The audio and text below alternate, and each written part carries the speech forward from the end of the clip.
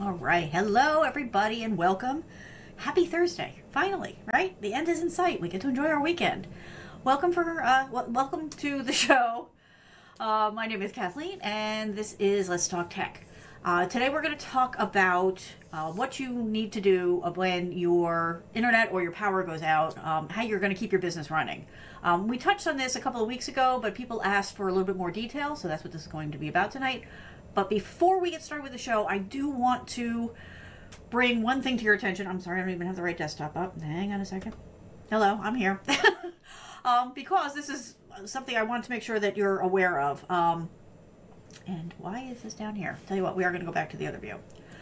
There's a problem with Google, with Chrome specifically. And so what you need to do right now, even before you even watch the show, is go into Chrome, go up here to the right side where you've got the three dots, click on that.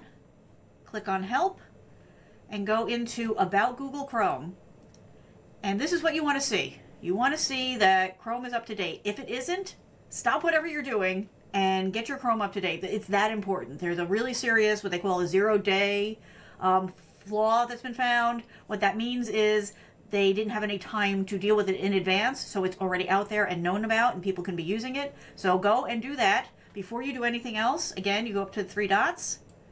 You select Help, About Google Chrome, and this page will load, and it will tell you whether or not you're up to date. And if not, it should either automatically update, or it should give you a way to update. The only case where that wouldn't happen is if you are on a lockdown system from work, in which case you need to report this to your IT department because they should have already taken care of it for you. All right, so now that that's out of the way, let's get the show started, and we will dive into the topic for the evening. All right, hang in there.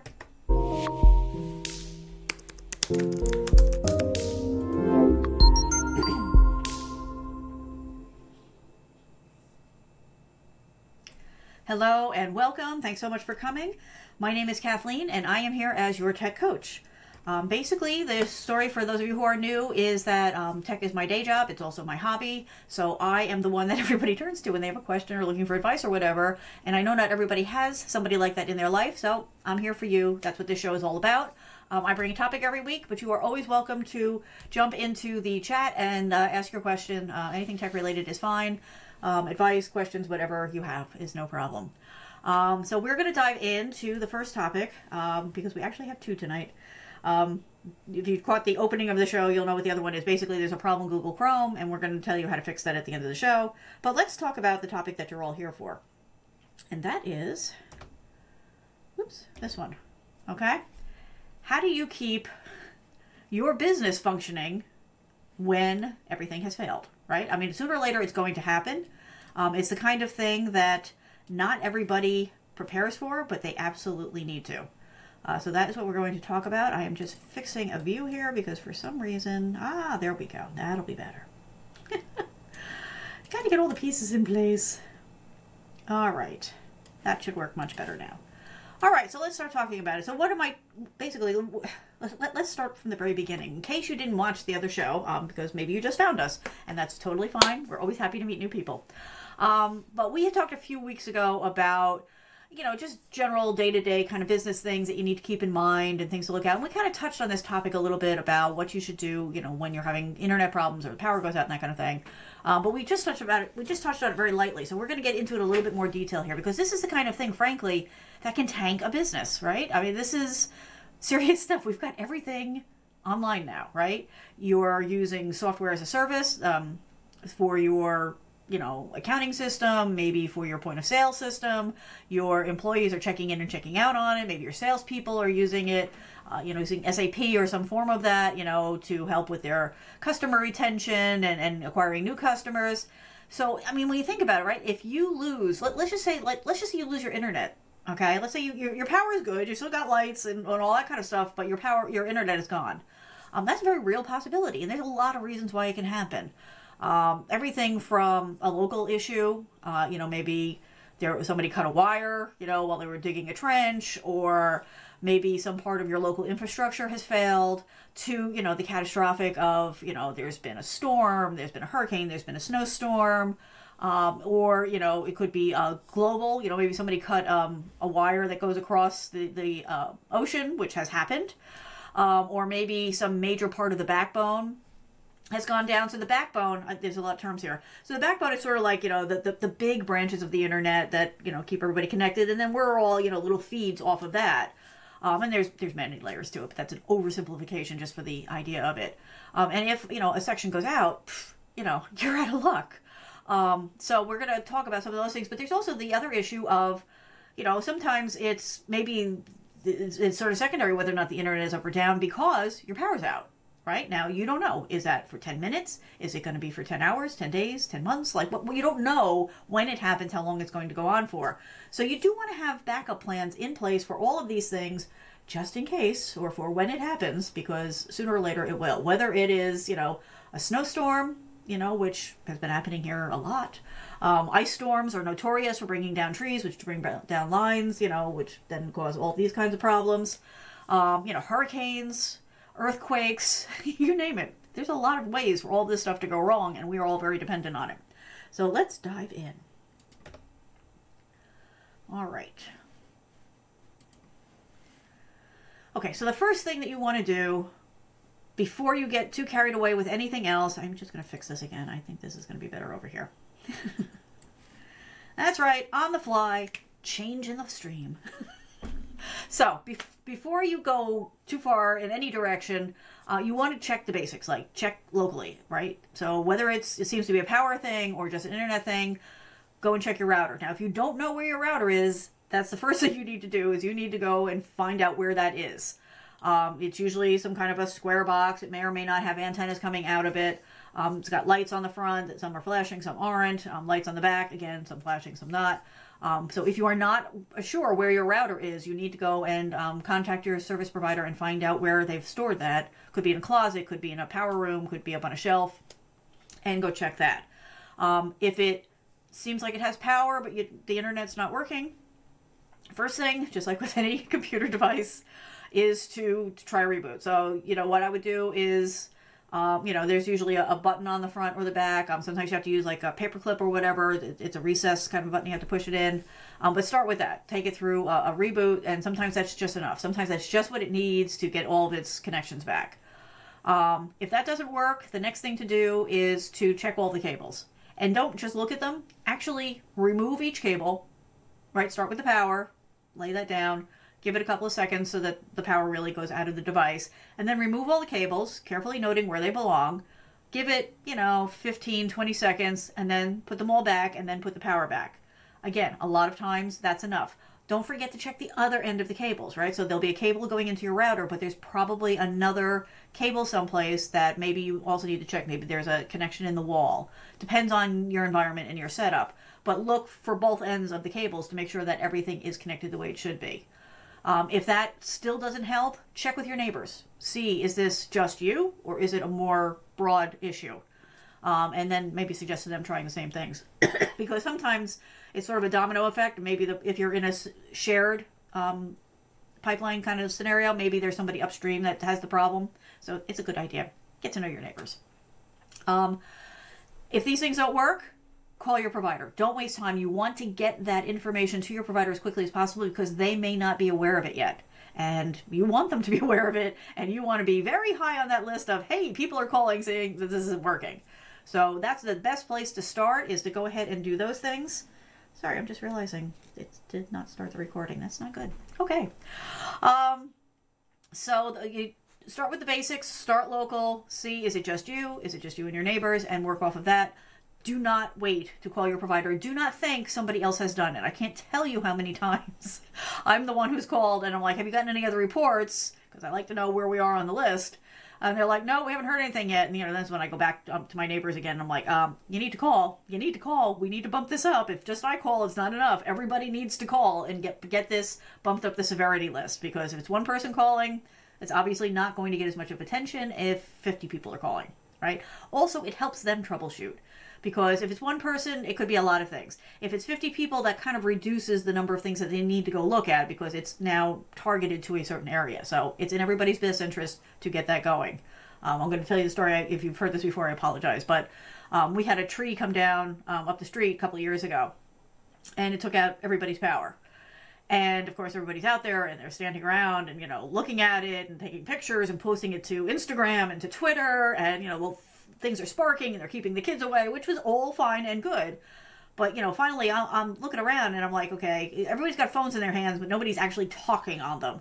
And I said, because I'm like farther down the block, so it took me longer to get up to them. So by the time I got up there, I'm like, has anybody called this in yet? And they're like, oh, no. I'm like, okay, right now, everybody make the call. And we all made the call together so that we got the attention. And sure enough, within minutes of 15 people making that phone call saying, hey, you know, power out, live wires down, tree down.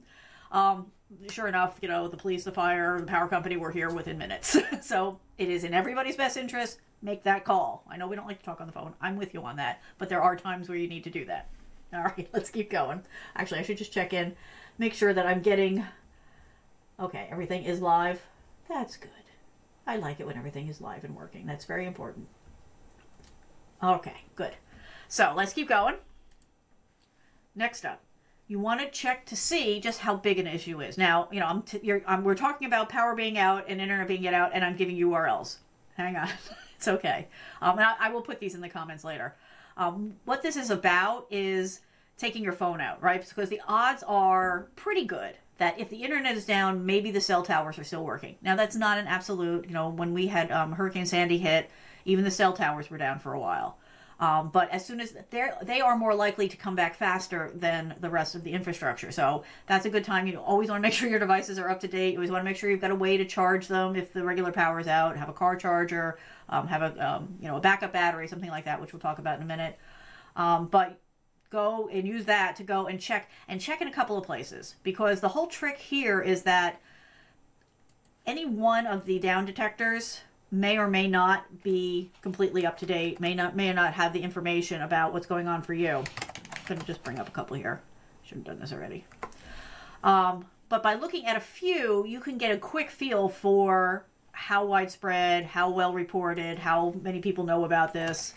I'm going to bring up just a couple here. Now, there's a bunch of them out there, but you know, by just checking a few of your favorites, pick your favorites, you'll start to get a real feel for what the heck is going on. I'll just bring up one more here. Live map. Just so I can show you kind of what they look like. Some of them are maps, actual, like they are laid out like maps, like this one. Okay. And so by looking at this, you know, you can see that, hey, you know, there are some areas that are having some problems right now. And you can see some of the information that's coming in. But, you know, it's yellow for the most part. So, you know, when things go red, that's a pretty bad sign. Hang on. Hang on a second. Okay. Had to take care of a little doggy issue. So there's that kind. There's this kind that shows you, oh, wow, like AT&T has had a big problem in the past 24 hours, right? Oh, let me get this out of the way so my head's not over it. Okay, Weebly's had some problems. So these are more specific. So, oh boy, unhappy people trying to play games on Steam. Counter-Strike has had issues. So these kind of show you a more historical but more targeted, because it could be just your provider's having a problem. That happens a lot too. So this, again, will help give you a feel for, wow, Steam has been having problems. I'm surprised I haven't been getting emails and texts about that, because usually people get upset. But anyway, so that's another one. And then this is one, too, that also gives you sort of that, you know, by either targeted use case. So, like, you know, Steam is software as a service for gaming, or the different providers, Spectrum, AT&T, so on and so forth. So by comparing these, and then you can, you know, actually dig in and see, okay, so, you know, there was a spike, you know, a few hours ago, but things have seemed to be okay now. And this one has the live outage maps, which I find very helpful, because it really quickly shows you, hey, okay, this explains why our conference call was having so many problems today. Because clearly there are some hotspots in the US right now. Could be weather, could be a lot of things. So again, this is just to kind of show you that you can get a different kinds of pictures of what might be going on or might not be going on. And it just kind of helps to give you the information of, hey, what might be going on. This last one on here, some people are going to be like, I hate Twitter. I know. There's a lot of toxic garbage on Twitter. However, when it comes to this kind of stuff, as long as you are doing very careful targeted searches, or you're following the right groups, like if you build a list of like your service company in your area, your provider, your ISP provider, local news. If you build a list on Twitter about that and go and check that when something like this happens, that is the best place to get in the moment kind of information. So yeah, I know there's a lot of things that are bad about it, but Twitter does serve a purpose. And for this kind of thing, it is absolutely the best real-time information you're going to get. So that's another way to look, and it again kind of gives you information. Also, a lot of times what I do is when I'm making the call to report the issue, I'm checking these at the same time. So if I call and I say, we've got this outage, blah, blah, blah, this location, and I always ask, and I recommend you do this, have you gotten any other reports? And whether they say yes or no kind of lets you know what you need to do next. Because if they say no, then you're like, well, okay, I've been checking, and on Twitter there are reports, and on the outage maps there's also showing issues, because you need to get it bumped up. If you're the first call that's come in about this to their support center, you're not going to get the amount of attention that you will, again, like I said, of 50 or 100 or 500 people calling. So you want to make sure that it doesn't get pushed aside because you're the first call. You want to say, hey, no, these calls are going to start coming in because there's an issue and here's what's going on. And that way at least you can hope that they might be keeping an ear out to bump up your problem up their severity list. Now, everything is a sliding scale. If your internet provider is, getting issues in multiple places, they're going to go to the place that's screaming the loudest. So again, encourage the people in your area to scream loud so that you get bumped up the list. All right.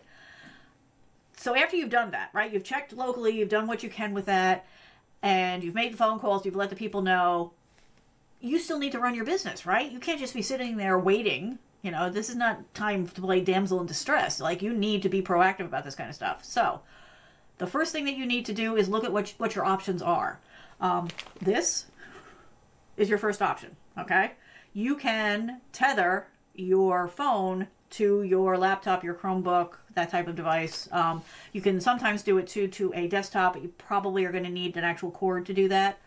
And what does that mean? So tethering means that instead of your device using its usual Wi-Fi or hardwired internet connection, it's using your cellular data as the internet connection. Now, yes, that can get pricey very quickly. So what you want to do, and the reason we're having this conversation is because you need to be prepared. So part of your preparation for this is you need to take some time, this weekend, and make a list of, okay, if this happens, what are the top 3 things I need to do? You're going to check, do the troubleshooting, all that kind of stuff. But think about, what do you need to do to keep your business running? Okay, you need to let your customers know something's up. Okay, that might be putting a tweet out there yourself, or an Instagram post, or, maybe putting something up on your website, because you have a website, right? You need to have a website. This is one of the times. Or, in all those places. So you want to say, you want to have the text written already. Give yourself a disaster plan, right? Write it down, put it on a piece of paper. Don't just put it online because you may not be able to get it. Put it in a drawer or in a file someplace so that you can pull it up and say, okay, so this has happened. I've done my troubleshooting. I've contacted people. Now I've got to take care of my customers, right? And you're going to get out there and you say, hey, we're having a problem with our internet. We're working on it. Don't know how long it's going to be. And ideally, give them alternatives. Say, hey, we're monitoring our Twitter account. If you have issues, that's the best way to get a hold of us for the next few hours. Or ideally, you have set up, some sort of redundant system. So maybe you've got remote employees and you've checked with them and they're not affected. So maybe you can say, hey, for the time being, send emails, to this email address if you have problems. And ideally, don't make it the person's personal email. Have them set up, a temporary, generic email that you can use for this. Keep it handy. I recommend, maybe setting up a Gmail account that's yourbusiness@gmail.com, and whoever is doing the remote coverage will use that ID and password to get in and monitor and keep things going. Because remember, your goal here is to minimize the impact on your customers because they've got their own problems. Okay, this is your problem, but you don't want to lose their business, and you don't want your problems to now become a problem for them. So you want to do everything you can to keep things going. So let them know what's going on. Keep them up to date. It's not good enough to just do it once. If this thing goes, an hour, 2 hours, whatever, check in every hour. Give them an update. Let them know. Even if the update is, we haven't heard anything yet, but we are staying on top of it. Some information is always better than no information. So make sure you are letting them know that you are on top of things and that they have ways to get in touch with you, however you choose to do that. Now, like I said, this can be expensive. Now, if you've got a program like, Google Fi or whatever, where it's, you pay to a certain amount and then it's free to another amount and then you can pay for even more. So, look into having plans like that. Maybe have just a backup phone, a backup service plan that you only use for emergencies for these kinds of things. That's a good way to go. The other alternative, or an additional alternative, because you might want to use all three of these, is to have some device that has mobile broadband, also known as LTE. So that what that would be is maybe you've got a laptop or a Chromebook that has LTE service. So basically it's a data plan for that program. Just like you have a data plan for your phone, right? You can get it for your other device. Only certain devices are able to do this. Sometimes you have to add a special card for it. So you need to look around. Maybe you already have one and haven't realized it. But you do want to go ahead and get a plan that you can then either activate or always have handy. Just count it as part of the price of doing business, that you keep this as an emergency plan. Because again, it will use the cellular, but there's only so much you want to do on your phone, right? It's very hard to type, and autocorrect can be a problem and all that kind of stuff. So having a device with mobile broadband LTE means that you get a real keyboard and a normal size screen, and so you can manage things a little bit better. Now again, not super cheap, but it is much better than not being able to do business. The third thing, and I do recommend having all three of these handy, is to have what they call a hotspot device, sometimes called MiFi or MiFi, depending on who you're talking to. What that is generally, and I thought I still had one. I'm in the process of looking for another one because I know that I had problems in the last outage with the device I had. But basically, it's just a little box, right? And it's a portable cellular service. And usually you can connect multiple devices to it. So again, it's an additional cost, but the nice thing about the hotspot devices is a lot of them you can prepay. So usually the box that you need to buy is around $100. But then you can prepay whatever, $75, $100, depending on how much you would ever expect to use, and it sits there until you use it. And then if you need to use more, you can buy more. So instead of, this kind of thing where, it's just cranking, or like with the mobile broadband LTE where you're paying for it all the time, even if you're not using it, with the hotspot devices, once you buy the device and you buy a certain amount of service, credits, minutes, they all call it something different, then you can just keep that handy, make sure the device is charged, right? Make sure you've got a way to charge it and all that kind of stuff. But then it sits there until you need it. So if you don't need it for 6 months or a year, those credits are still sitting there waiting for you. And then when you need them, you can connect multiple devices and you can keep things rolling for a little while that way. It is maybe not the best long-term solution. Like, if we're talking like, Hurricane Sandy, where we were out, for a couple of weeks, maybe that's not going to be your only thing, and you're going to have to come up with, other remote plans, maybe send somebody out of the area if they can leave the area, to get hooked up at a friend's house or whatever.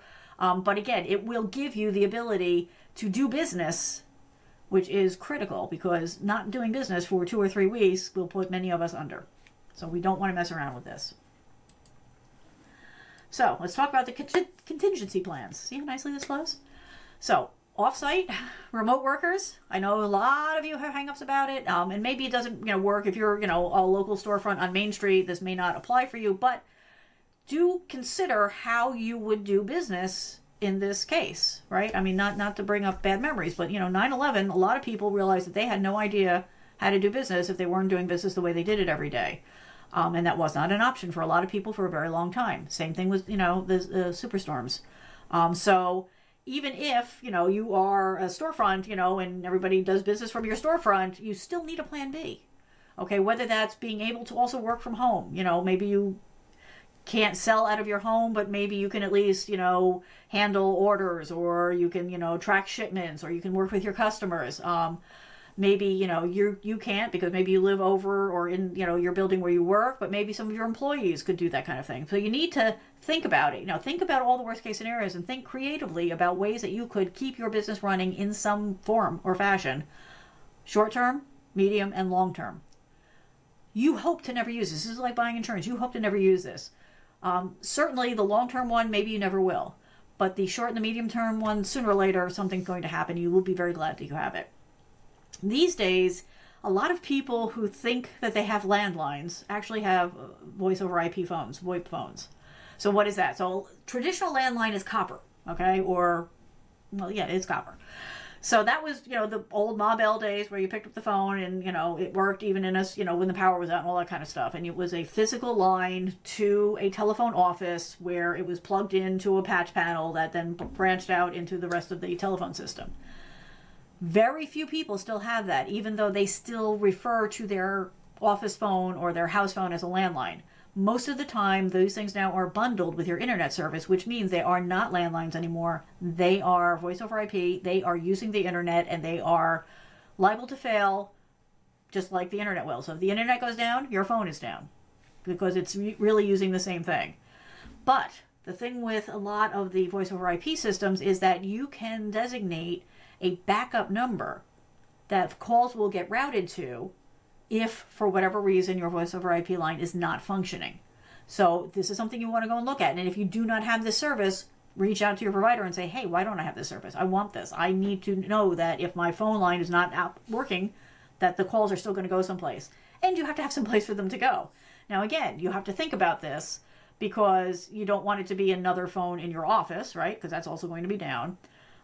You can send it to your cell phone, but again, you're going to be using minutes, so you need to think about, that kind of thing there in your data, your data plan, depending on how you're taking your calls. And you also want to make sure that you can go in and change that number. So maybe you start short term by having all those calls coming to your cell phone. So at least you're on top of things and you're handling it and you're seeing what the issues are and dealing with them. But maybe mid and long term, you're going to need to be able to route those calls to an employee at home or employee in another state or, a family member who's taking messages for you, whatever it is. So you need to make sure that you have that capability, right? And that you know how to use it. And that it is something that you can access from your phone or your mobile hotspot or whatever. So that's very important. You need to go in and look at your plan and see whether or not that's there, because a lot of people have these features, but they don't know about them. And if you don't have them set up, then they're pointless. Okay, so we've been talking about how everything is online, right? Everything, the whole world is online. All of our files, all of our business, and that's great because you can access from anywhere. It makes it easy for your accountant to get your information, all that kind of stuff. However, when something goes wrong, so maybe the outage is not in your area. Maybe the outage is where your provider for your software as a service is. Now that would be Google Drive, Microsoft Office 365, Google for Work, GitHub if you're a developer, Azure Web Services if you're using SAP. I mean, basically anything that you're doing today. If you don't have something loaded locally on your computer, it's software as a service. So yes, if you're out, you can't use it. If they're out, you can't use it. So make sure that whatever provider you're using, whatever service you're using, has some sort of offline sync and that you're using it. So the idea is with that, you keep working the way you've been working. You're going to, your online service, you're going into the browser, you're logging in, you're doing your stuff, and that's all fine. And you just keep doing things. But what you've done is you've designated one or more places where backup copies are being made. So that in a worst case scenario, if you can't get into that service, you can still at least get into your files. Assuming, of course, that they are accessible files, which is not always the case, but usually there's some way to get into them. And as a backup to that backup, the really important stuff, you want to go in and on a regular basis, whether that's weekly or monthly, and I do printouts. I know that sounds insane, but there are times in life where things go so wrong that those paper printouts are the only thing that will keep you in business. So you want to make sure that you have that 3 levels of backups happening, and also make sure that your business and your personal backups are being done the same way in reverse. So you're doing whatever local work, then make sure that you're using a backup service, right, that is putting it out on the internet someplace, and then also make sure that you're making regular, and this is the hard part, regular backups of your own to a flash drive, to a portable hard drive, that you then take with you, or you give to a family member or whatever. So it is off-site storage, but it is something that you can drive to and get, as opposed to stuff that you're going to have to pull down over the cloud, which may not be available or may take a long time. So this is all about having multiple options so that you can turn to the best option for you in that moment for that situation. And you can't predict which one it's going to be. So you need to do all of them. It's very, very important. Okay. The other thing that you want to do, and again, this is just I know that they're expensive, and I know that you trip over them in the back room, but you want to make sure that you've got UPS systems, okay, that's uninterrupted power sources. So those are things that you would connect to your important electronics so that if the power goes down, this is mainly about power. If you have a brownout or if you have a complete power failure, that device will have enough power for you to run over and shut it down properly, right? So this is for like your delicate equipment, anything that might get fried or destroyed by fluctuating power situations. That's what the UPSs are for. Generators, on the other hand, or backup batteries. There's a couple different ways to go. So a generator is usually something that either is tapped into a natural gas line, if that's where your setup is, or are gasoline powered, in which case please make sure they're outside, well ventilated. We don't want people dying from the fumes. The other thing, if those two are not viable for you, or too expensive or too much trouble, you maybe don't want to be storing gasoline, which I understand. That's why what I use is these power backup batteries. Basically, they're the size of it. I'm pretty sure inside of them it's like a car battery with a handle. And I'm realizing I should have brought one of these up. I will bring one up. But what you could do with those is I go in every quarter and I just recharge it. And let me just bring one up.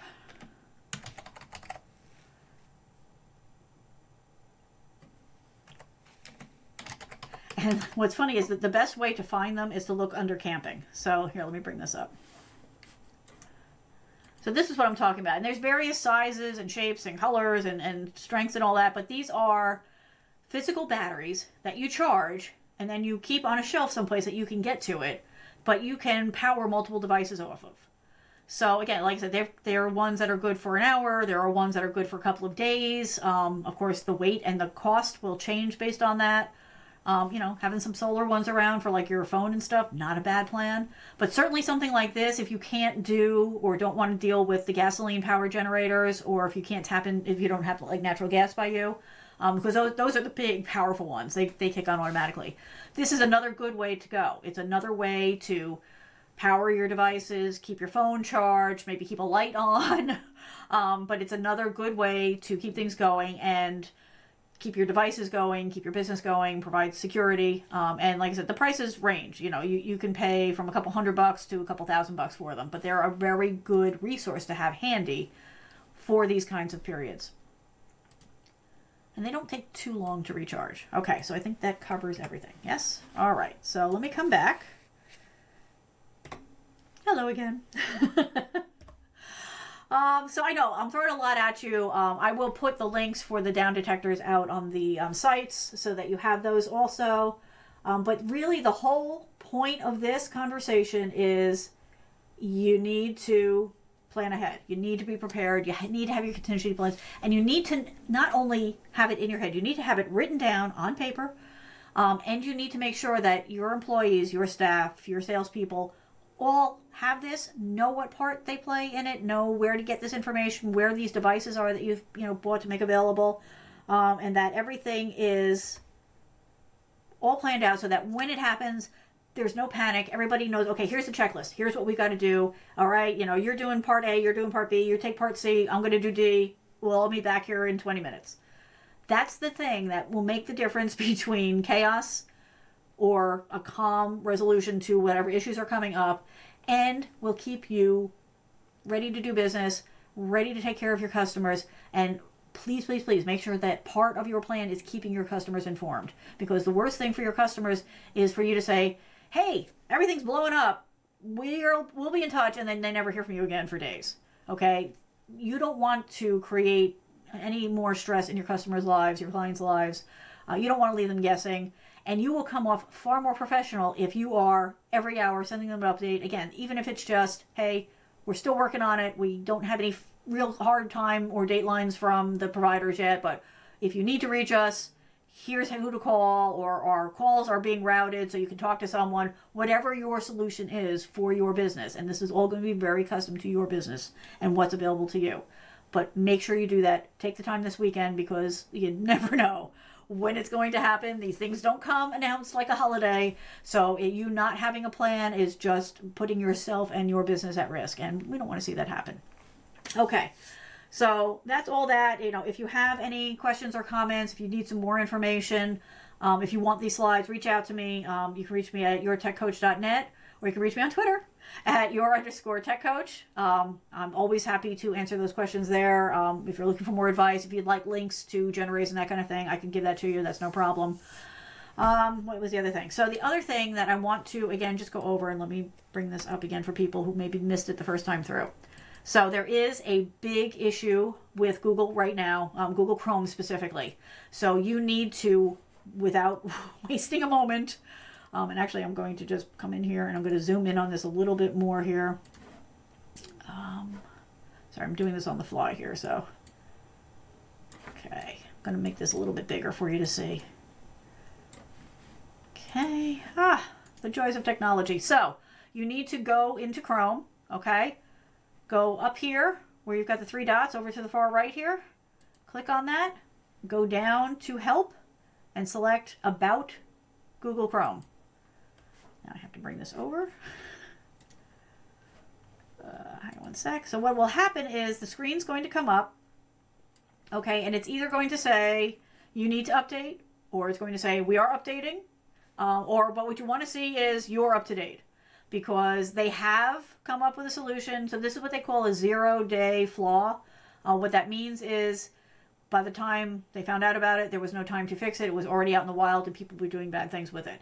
So you need to do this right away. And you need to make sure that you do this at home, on your business machines. Your employees are doing this. And if your systems are locked down by your IT department, and this, you can go into this even if it's locked down. If you don't see that it's up to date, you need to call them now and say, get this fixed immediately. This is nothing to mess around with. This needs to be taken care of now. Like, go, stop watching and go do this now. Like, it's that important. So once again, I'm just going to say, you're going to go here, okay, where the 3 dots are in Chrome. You're going to go down to Help, and you're going to select About Google Chrome. I know it's a little hard to see there. Whoops, too many windows. Okay, and then you want to see this. Okay, you want to see that it's up to date, and right now the number at the end would be 121. Okay, because that's super important. I want everybody to be safe out there when you're surfing the web and you're putting your plan in place for contingency plans and all that good stuff. We want you to also be safe browsing the world. Okay. All right. So if you are interested, I have set up the mailing list for the folks that asked for it. I am not sharing this information with anybody. I'm just using this to send you updates about the shows. I think I'm going to start a newsletter probably next month.